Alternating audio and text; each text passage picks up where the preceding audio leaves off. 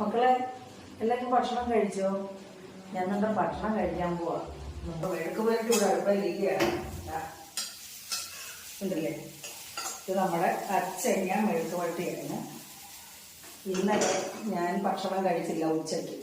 ഇന്നലെ എൻ്റെ ചേച്ചിയുടെ മോള് ബിലീവേഴ്സ് ഹോസ്പിറ്റലിൽ യൂട്രസ് ഗർഭപാത്രം ഇതിൻ്റെ ഓപ്പറേഷനായിട്ട് അവിടെ ആയിരുന്നു. അപ്പം 3 മണിക്കായിരുന്നു ഓപ്പറേഷൻ കഴിഞ്ഞത്. അപ്പം നമ്മൾ ക്യാൻറ്റീനിൽ ചെന്നപ്പോൾ അവിടെ ചോറില്ല, പിന്നെ അവിടെ പൊറോട്ടയും ചപ്പാത്തി ഒക്കെ ഉള്ളു. ഞാൻ അങ്ങനെ 2 പൊറോട്ട കറിയൊന്നും ഇല്ലാതെ കഴിച്ച്. അതുകൊണ്ട് പിന്നെ ഇന്ന് ഞാൻ പിന്നെ അച്ചങ്ങ മെഴുക്കും പുരട്ടി, പിന്നെ മത്തി ഇന്നലെ പൂച്ചയ്ക്കും പട്ടിക്കും ഒക്കെ വേവിച്ച് എൻ്റെ മത്തി 6 വരുന്ന അത് മുളക് കറിയും വെച്ച്, പിന്നെ അവിയലും വെച്ച്. കുറച്ച് അവിയലേ ഉള്ളൂ കേട്ടോ. നമ്മൾ പാത്രത്തിൽ വിളമ്പുമ്പോൾ തോന്നും ഒത്തിരി ഉണ്ടെന്നാ, കണ്ടില്ലേ? കുറച്ച് അവിയൽ, ഇത് മതി. ഈ അവിയലിനെ വെള്ളരിക്ക, കുമ്പളങ്ങ, മത്തങ്ങ അങ്ങനെയുള്ള സാധനങ്ങളൊക്കെ ഇട്ടതുകൊണ്ട് ഈ അവിയലിനങ്ങ് വെള്ളമായിരുന്നു കേട്ടോ. അപ്പം വെള്ളത്തിന് ഞാൻ അതിൻ്റെ വെള്ളം എല്ലാം കൂടെ, അതിൻ്റെ എസൻസ് എല്ലാം കൂടെ എടുത്ത് അതിനോട് വെച്ചിട്ടുണ്ട്. അത് പാറുവിന് കൊടുക്കാനുള്ള മോരും ഓട്ടുമോരും കാച്ചിട്ടുണ്ട്. പിന്നെ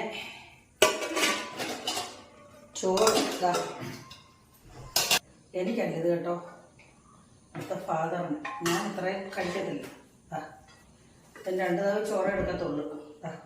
പിന്നെ നമ്മുടെ മെഴുക്ക് പുരട്ടിയാണ്, ഇത് എടുക്കുക.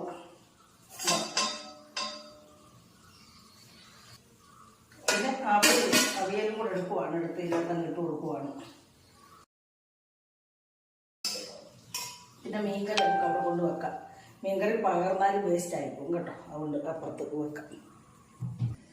ഇപ്പോഴും മക്കളെ എൻ്റെ ചേച്ചിയുടെ മോൾ കൊണ്ട് പ്രാർത്ഥിക്കണം കേട്ടോ. അപ്പോൾ അവളുടെ മുറിവെല്ലാം പെട്ടെന്ന് ഉണങ്ങി മാറാനായിട്ട് കേട്ടോ മക്കളെ. പിന്നെ ഇത് ഈ അച്ചങ്ങ മെഴുക്ക് പുരട്ടി, ഈ അവിയൽ, 1 കഷ്ണം മീനും ഇച്ചിരി ചാറും, മോര് കറി കൂട്ടി ഞാൻ കഴിക്കാൻ പോകട്ടോ.